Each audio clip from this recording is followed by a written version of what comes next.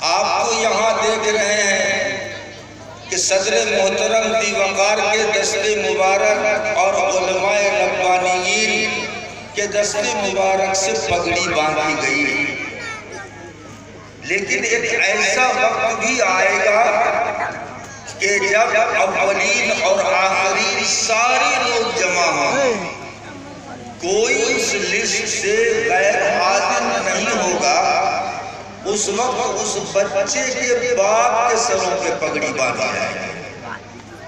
اللہ کے رسول صلی اللہ علیہ وسلم نے ارشاد فرمایا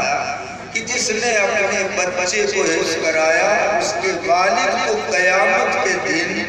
بلایا جائے گا اور ان کے سروں پہ پگڑیاں باندھی جائیں گی۔ میں آپ کے سامنے ایک حدیث تفسیر ابن کثیر کی سنانا چاہ رہا ہوں۔ اللہ کے رسول صلی اللہ علیہ وسلم نے ارشاد فرمایا کہ من حفظ القرآن الکریم